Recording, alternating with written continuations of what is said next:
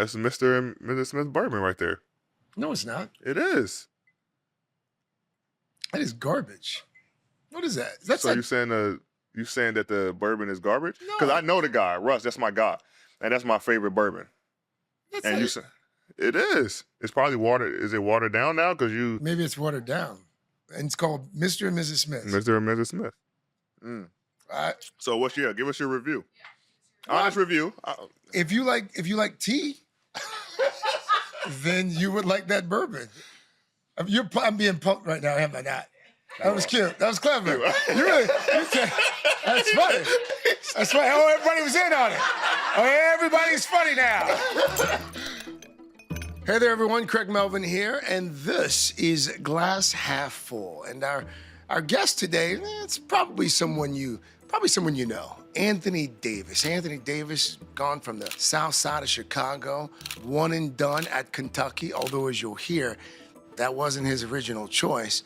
And then after that, he ends up hoisting a championship trophy in one of the more surreal moments in sports history over the last few years. We talk about all of that, but we also spent a lot of time talking about this funny new show that he concocted. We talk about why it's so important to him to be more than just an NBA champ.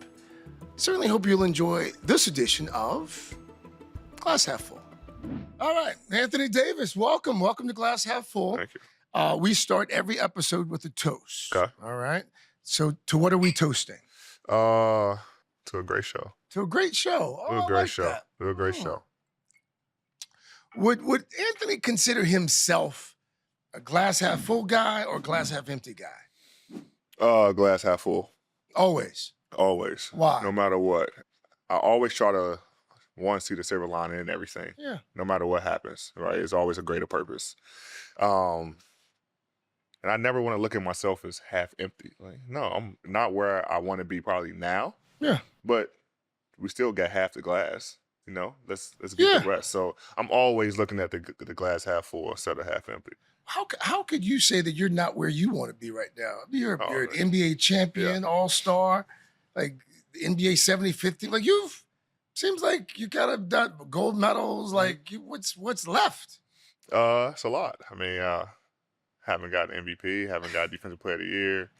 I want the parade Okay. for a championship, so Okay. I want to be able to do that again. That's right, because when you won, that's COVID right. year. Yeah, Yeah. COVID year. So, I mean, it's still, things, I want to try to get 20,000 points. I want to play 20 years. Oh, so you've got a list. So I have a list of things that I still want to do. And you guys got like Steph and LeBron make it look easy. They do. They do.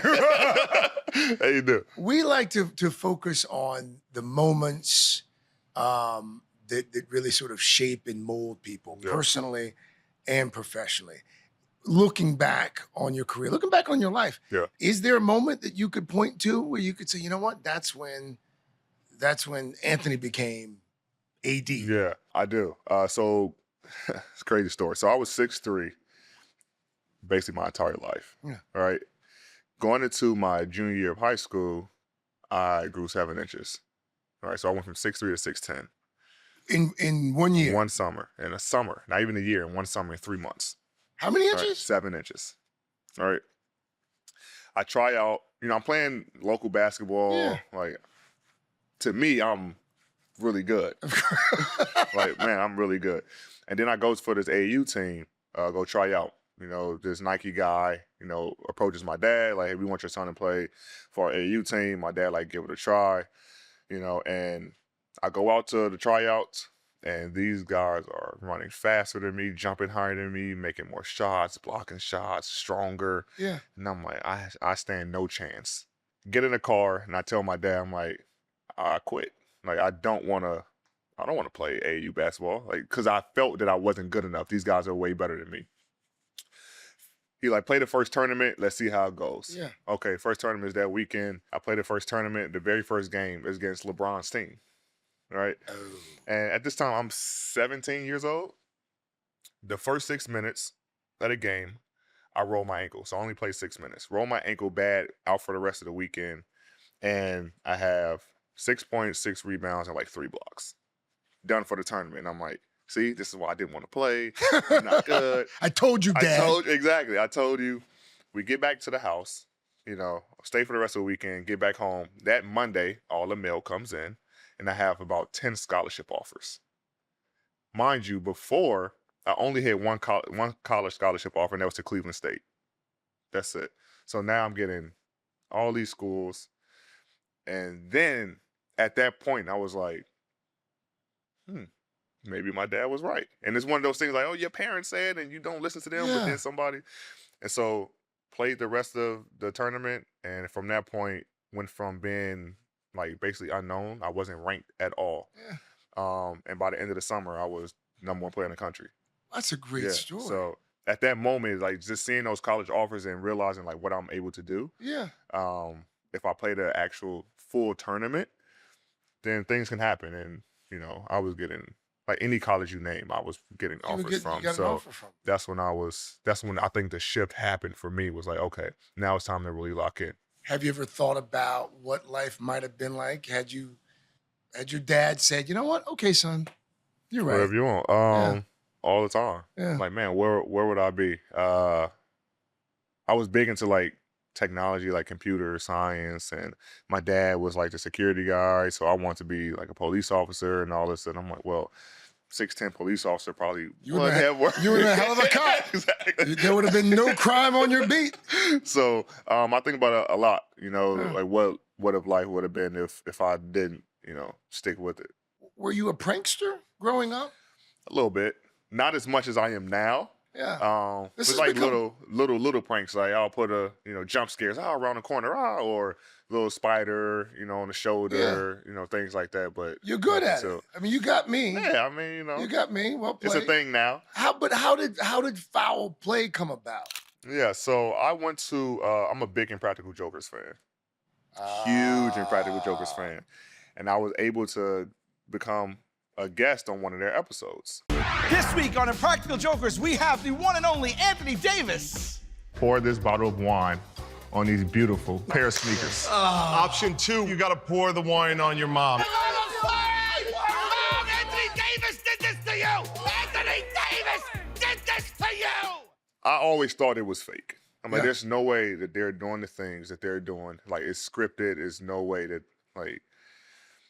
And I went on the show, it was completely real. Yeah. They're pouring wine.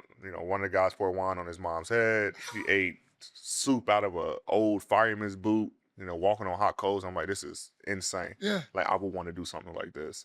And just having discussions afterwards, talking with, some of their producers and some of the guys that was on the show. And lo and behold, we ended up getting it done. It was like, hey, let's do a pilot and see how it goes. And it did a pilot, and the reviews were great. All right, Ryan, flip the room upside down. Tara, you just got played. No, it's a great. There's nothing like it on TV for sure. Yeah. The Draymond Green episode. It's one of my favorites. I mean, it's one of. The thing is, though, you don't have to do much. And Dre, I love you. Yeah. Don't take this the wrong way, but you don't have to do much to get Draymond riled up. That's true. By the way, his entire career in the NBA would demonstrate that. Yeah, for sure. It doesn't take much to get him worked up. I'm like, what do we need to do? Just say that he's in the G League. Yeah. He's G League capable. He doesn't have the money. And as soon as I said that, it was all hell broke loose from him. And he gave us what we needed. This isn't the G League. This isn't the G League.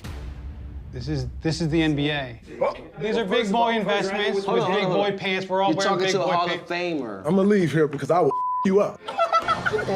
You just got played, dog. It sounds like he was the easiest to prank. Who was the hardest? The episode has not been released. Okay. But it's a guy named Kobe Brown. And that episode is special because I want to give it away, but the episode is really special, and you'll see how much it takes and the reason why everything has to go right. Okay. Right? And Kobe Brown. And I talk about it in the episode, and I don't want to say too much, but that is the episode where you I understand why this is the way it is. What do you want people to take away from the show? Like what's when people watch it and if they finish an episode, what do you want them to feel? Joy, happiness. I mean, we live in a world where there's so much crazy stuff going on. I talk about it every day. Yeah, and it's insane. And so for me, it's like I want people to have a good laugh. I want people to sit back and enjoy it. And you know, during COVID, you know, we always said when people start coming back in and, you know, to watch the arenas, but it wasn't full, watch the games. And it was like, how do we make people's lives very enjoyable and have some type of normalcy for 2.5 hours? Right. So we played with that type of conviction, like, hey, we're going to just go out here, have fun, put on a show. And that's the same thing that I was trying to project in Foul Play. It's like, with everything going on, how when someone watches show, these 2 pranks per episode, how can they feel like, man, this was like amazing. I can't wait for the next one. Yeah. You know, I and needed so this escape. yeah. And so that's what I tried to do, and just make people laugh and enjoy the time.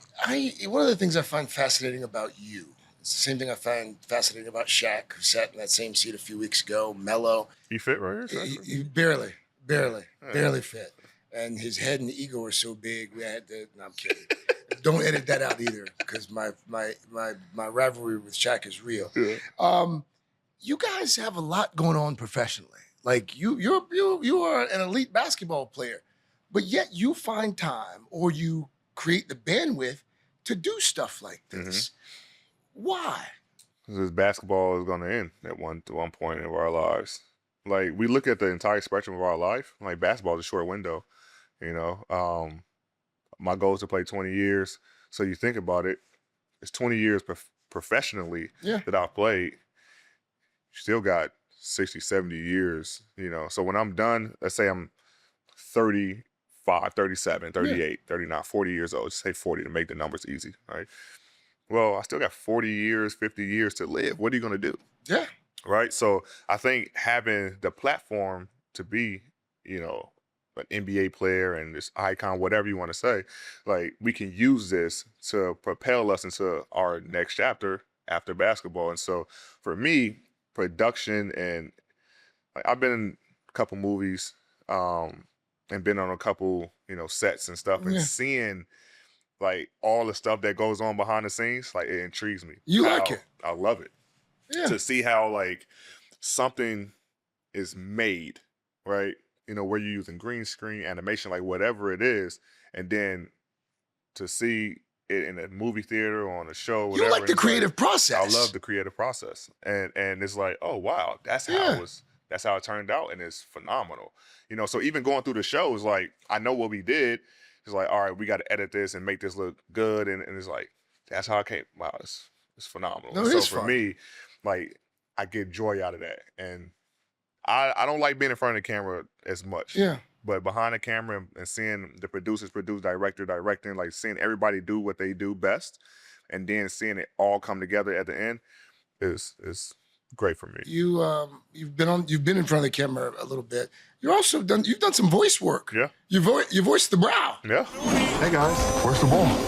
Space Jam. Yes, Space Jam. that was a big good. deal. That was good. I've always wondered about the Brow. I know it's your nickname, and I've thought for years. It's like, you know, Anthony. I mean, Anthony Davis has made hundreds of millions of dollars. He could wax the thing off, but you don't. I don't. You embrace it. Mm-hmm. Has that always been the case? Yeah, because I've made hundreds of $1 million with it. so why cut it off? But who was that always your idea? It was so when I was younger, when I was in high school, my freshman year, you know, going into my freshman year, right? It's high school. You're nervous about going to high school. A freshman, like, man, I gotta impress the girls, or I gotta, like, my boy's gonna be with me. I gotta act. So I remember looking in the mirror and was like, I gotta get rid of it. So I asked my parents, they were like, go ahead. And I shaved it right in the middle. You shaved the brow. Shaved it. Freshman year. And I was like, okay, 2 eyebrows. I'm looking good. Looking in the mirror. And then after a while, it just like grew back more. And I was like, oh no, we can't. And so I realized, even though you cut hair, it's gonna come back. Always. And I said, you know what? I'm not gonna continue. I can't keep this doing this. It's gonna now it's gonna be like a very thick, and I was like, I don't want that. Yeah. So I just left it alone. And it just kind of flowed. Like when I went to Kentucky, it was, hey, the brow's here, and it just kind of stuck. And I started getting a little paper on the side from it, like you know, and I just rolled with it. So it's been very good to me. It has. It's the most profitable brow Yes. in the world, Yes. probably. Yes. When you're done playing, are you gonna keep it? Yeah, this is not going anywhere. That's part of who you Yeah, are. it's I me. love that. Like the crazy thing, I don't even see it. I mean, obviously I don't see it because I've had it forever. But Yeah. I ask my wife sometimes, like, hey, you ever? She was like, I don't even notice it. She's like, "You're pretty, baby. Yeah. Don't you change a thing." So I mean, it just become it's a part of who I am now. Let's go back to Kentucky because you just mentioned it. Of all the options that you had, how did you end up playing at Kentucky? How'd you become a Wildcat? So I originally committed to Ohio State. I wasn't going to bring it up, Yeah. but I know. I And by the way, a verbally lot of Buckeyes, they still remember. Yeah, I verbally committed to Ohio State, and that was my choice. Like, I wanted to be there. I was a huge LeBron James fan. You know, growing up, had the shoes, 23, like all of this stuff. And I had 23 because of Mike as well, being from Chicago. But Ohio State was like the place. I went on a visit, and I was like, this is heaven. Mm-hmm. All right, Big Ten school. And my dad, like, well, Kentucky, you know, just had John Wall, DeMarcus Cousins, Eric Bledsoe, first round, and you come back, Brandon Knight, all these guys on first round. Coach Kyle, the one and done era has just started, and I'm like, I'll go on a visit. Go on a visit, and I'm literally, and you can ask Coach Kyle. I'm in Cal's office, and he's talking to me, and I'm just sitting here like this, like, because I'm not interested. Ohio State is on my mind. You're doing it for your dad. Doing it for my dad, whatever. Sitting there, and then we go to a game, and I walk into the arena, and I'm like, oh my gosh. Rupp Arena. One of the best arenas to ever play in. And I was like, this is the experience I need. And then sitting down as well with Coach Cal after, and he told me, he said, listen, you're the number one player in the country. I mean, you're the best. You have no guaranteed spot on my team. You're going to have to work for everything that you get here. That's what he said. That's what he told me. And I said, okay. I like that. I'm not sure that was true, but yeah, I don't know. It was, right, but you know, they were mind games. And so we get back in the car, we're leaving to go back to Chicago to drive home. And I tell my dad, I'm like, I want to go to Kentucky. And he was like, all right, you gotta, he asked me, was I sure? I said, yes. He said, okay, you gotta call Coach, which is Thad Mata at the time. And he's like, you gotta call him and tell him that you decommitted and you going to Kentucky, which is the hardest thing that I've ever done. Because I was so locked in. We would talk every day. You know, the assistant coach, Jeff Bowles, was there, and me and him talking every day. But, man, what the team is going to look like. You know, I got 23. Like, they showed me a jersey, and I'm like, this is it. This is where I want to be. And so that was like one of the toughest things I had to do was call him and tell him. And he's like, well, what did we do wrong? And I'm like, it's not even what y'all did wrong. You know, I just feel like this is a place for me. And ultimately, I made the right decision. But turned out pretty well. Turned out pretty fun. So you crush it at Kentucky, and then it's draft night, mm-hmm. and then we hear the New Orleans Pelicans. Hornets. Wait a minute. We were still the Hornets at the time. Oh, that's right. That's right. They were the Hornets at the time. Yeah. You're right. Yeah. And when you heard that, what did you think? Be honest.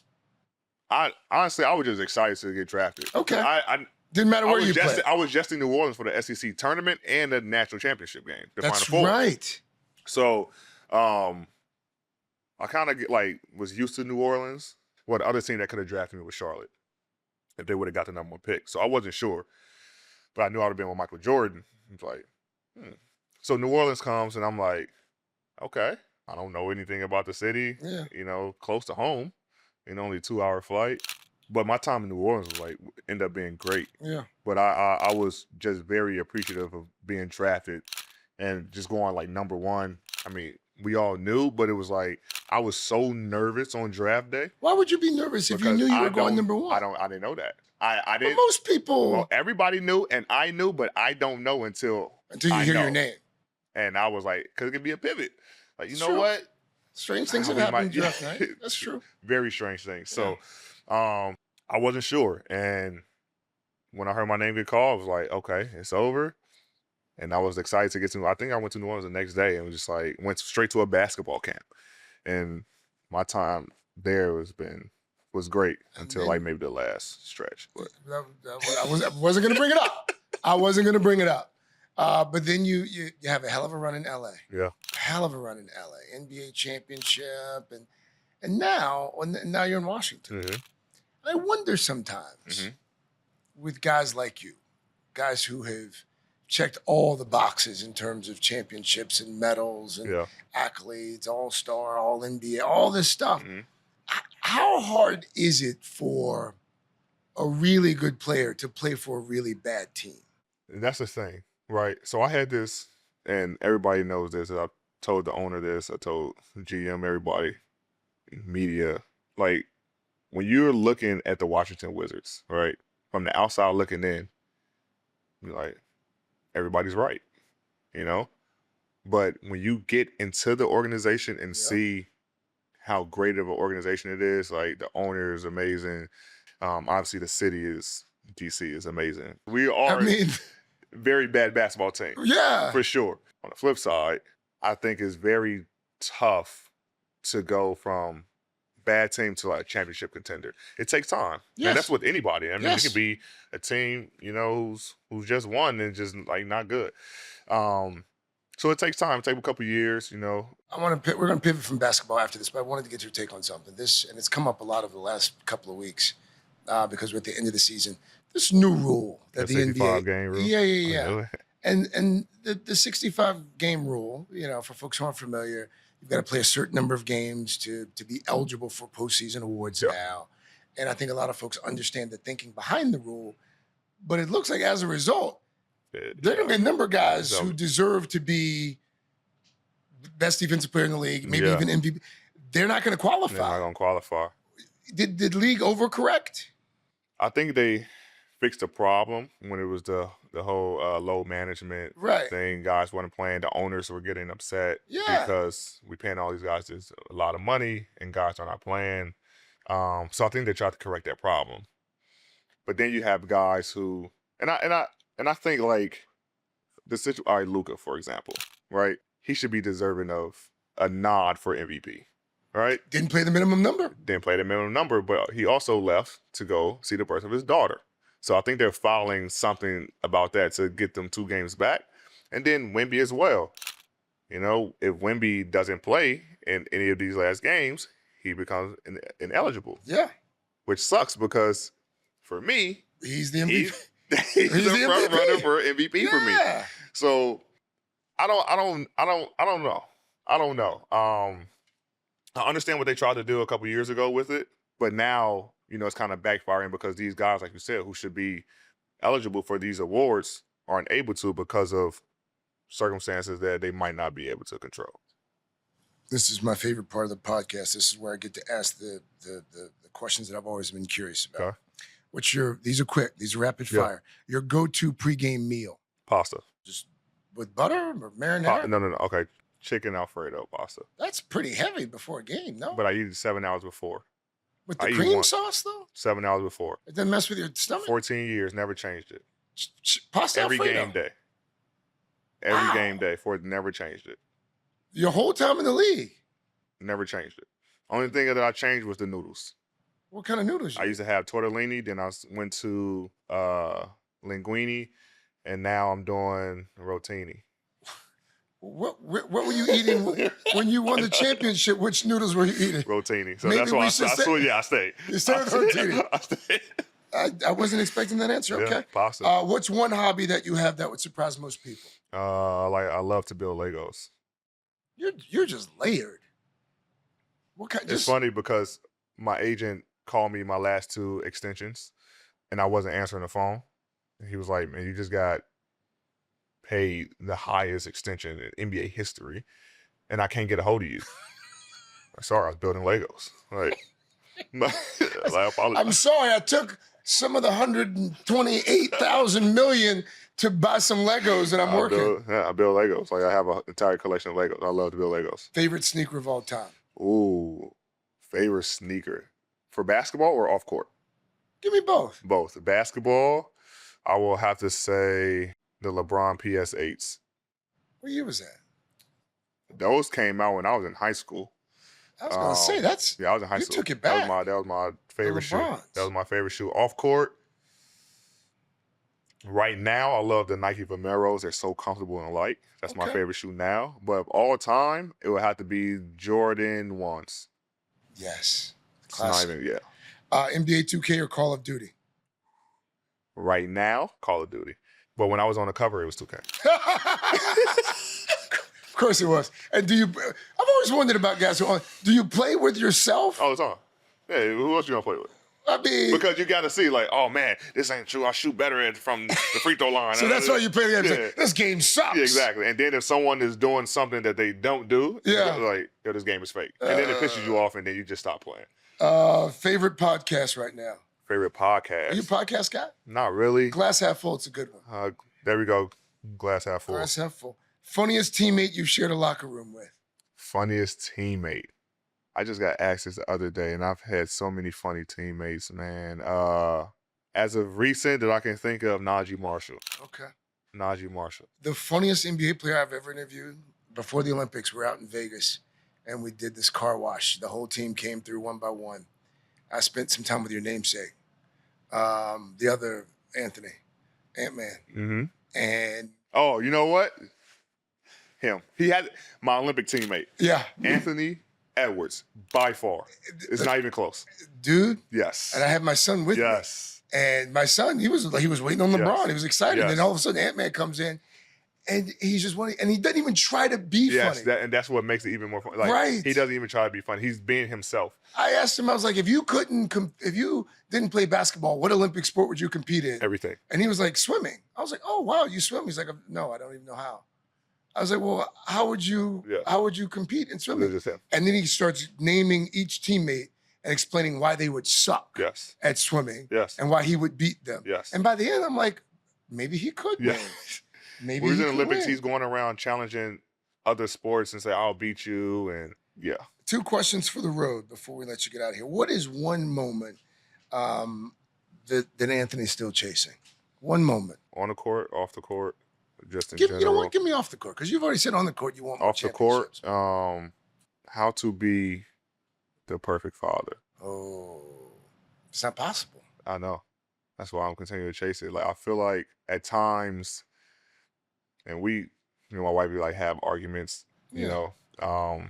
And I think I'll be, not saying that I'm a great father. I love my kids and my kids love me. And I think I'm doing a damn good job. Yeah, Work, basketball. yeah. So a lot of times I miss things. Or it's like, man, we got 3 and 4, 3 games in 4 nights. It's like tired, Yep. gotta rest. They're like, oh, daddy, come play. It's like, not right now. Then Yep. later on, you're like, I mean to curse, but Nah, like, it's okay. You can yeah, cuss it's on a like, podcast. but it's like, man, maybe I should have did that. You start thinking back, Yep. you start missing moments, so, obviously when I retire, I'll be a lot more, more available to be able to whatever. And I don't even want to say like be available because my kid. I shouldn't have to be available. Like, but as I always have this in my head, like, am I being a good father? Does my kids, see me as a, just because I'm gone so much. Like, Yeah. even now, I mean, I haven't seen them in a month, just because of the situation. So it's like, that's the biggest thing that I think about a lot. Like, man, am I? I hear you, and I used to struggle with this too. My son's 12, my daughter's 9. I used to travel a lot more than I do now. But I think that guys like you especially, give yourself some grace. Because, I mean, the reality is, and my dad worked 3rd shift, post office, mom was a school, they were always working too. Your kids they know what you're doing. Right. Like, they can turn on the TV Yeah. or it's not like dad is just Yeah, hanging out yeah, down no, at the right, corner exactly. bar. Yeah. Like dad. And sometimes I also tell my kids, like, every now and then they might say something about me missing an orchestra concert or a basketball game. Yeah. I'm like, you like those shoes? Yeah. You like that? You like these lights? Yeah, you like There's a the toy pool you in the got. backyard. I think you were in the pool this weekend. Yeah. They get older, you remind them Yeah. that it's the work that provides. Last question. What's one moment that you hope people remember you for? It's one of the best pranksters ever. If the show is any indication, you may be well on your One way. of the best jokesters ever. You know, Like the problem with the show, though, is like, as you continue doing it, you're going to have to up the pranks. I know. Well, you know, that's why we're here now, so I can get season 2 and up the budget a little bit. I think you're gonna get it. But you're also gonna get people who, when they see you coming, their heads will be on a swivel. They already know. I mean, and so many guys are like reaching out now, like, "Hey, man, can I be on season 2? Season 2?" That's a good sign. Yeah. So I mean, it's been great. I mean, you know, I just want everybody to watch, you know, and enjoy. You know, Mondays. Every Monday, 9 p.m. Eastern, you can watch TBS. So We'll plug it for you. Make sure you guys like tune in. This is probably one of the most like epic things I've ever done in my life. Yeah. Because it's something that I love to do, and when you love to do something, you put more energy into it, have more fun with it, and so this is one of these things for me where I can't wait. I get nervous watching it. Yeah. Because I'm like, man, what are the reactions gonna be? You know, but this is it. I feel like this is it. Anthony Davis, cheers. Oh, you know about the eye contact, everything. So there you have it. Anthony Davis wants to be remembered for a few things. I mean, Foul Play on TBS on Monday nights, of course, wants to be remembered for being a pretty good prankster, but also wants to be remembered for being a really solid father as well. And also sounds like professionally, he wants to be remembered for another championship or two. So I always enjoy these conversations with the athletes because you discover that there is a lot more to them than what we see on the court. So anyway, hope you enjoyed this conversation, this edition of Glass Half Full. My glass is half full. I'll see you back here next time. Until then, though, the corporate overlords want me to encourage you to do 5 things. I almost have them committed to memory. Like, subscribe, share, comment, download. Boom, got it. The check will clear. Until next time, glass half full.